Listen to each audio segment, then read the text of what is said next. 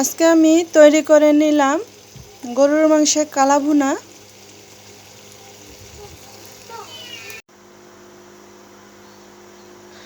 আসসালামু আলাইকুম বন্ধুরা, সবাই কেমন আছো? আজকে আমি রান্না করব গরুর মাংসের কালা ভুনা। তাই এখানে আমি 1 কেজি মাংস ধুয়ে পরিষ্কার করে নিয়েছি, সুন্দরভাবে এভাবে পিস করে নিয়েছি। এবার আস্তে আস্তে আমি মশলাগুলো দিয়ে দেব কিছুটা পেঁয়াজ কুচি, দিয়ে দেব 3 চা চামচ আদা রসুনের পেস্ট,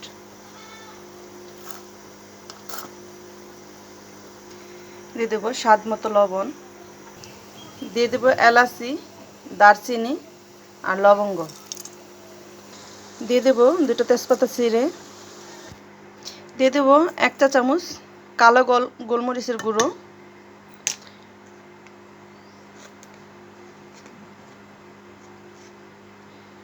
দিয়ে দেব 1/2 চা চামচ হলুদের গুঁড়ো, দিয়ে দেব 1 চা চামচ ধনিয়া গুঁড়ো, দিয়ে দেব 1 চা চামচ মরিচের গুঁড়ো, দিয়ে দেব পরিমাণ মতো সয়াবিন তেল।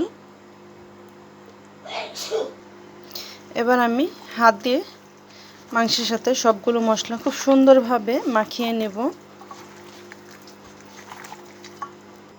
সুন্দরভাবে মাখানো হয়ে গেছে, এবার আমি দিয়ে দেব চুলাটাকে অন করে আমি কিছুক্ষণ কষিয়ে নেব।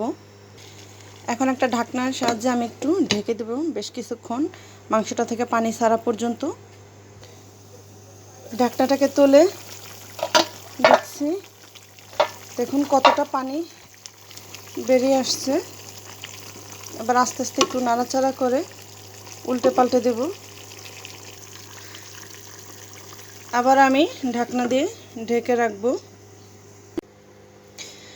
প্রায় 10 মিনিট পর আমি ঢাকনাটাকে তুলে আবার দেখব। দেখুন সুন্দরভাবে আমি এই যে পানিটা প্রায় শুকিয়ে এসেছে, নাড়াচাড়া করে আমি সুন্দরভাবে দেখতেছি। এখন সুন্দরভাবে কষানো হয়ে গেছে। এদিকে একটা হাঁড়িতে করে আমি পানি ফুটিয়ে নিয়েছি, এবার এই পানিটাকে আমি দিয়ে দেব।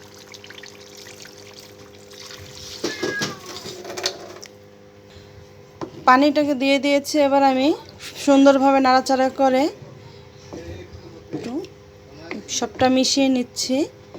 আবার আমি ঢাকনা দিয়ে ঢেকে কিছুক্ষণ আবার রান্না করে নেব।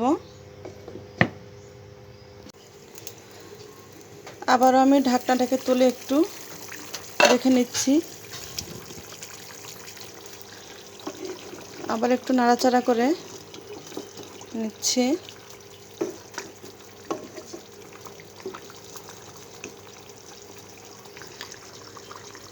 এবার দিয়ে দেব 1 চা চামচ ভাজা জিরের গুঁড়ো।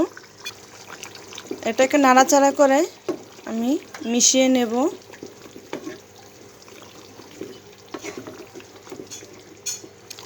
এবার আমি আবারও ঢাকনা দিয়ে ঢেকে আরও বেশ 15-20 মিনিট রান্না করে নেব। এবার আমি ঢাকনাটাকে একটু তুলে দেখে নিচ্ছি।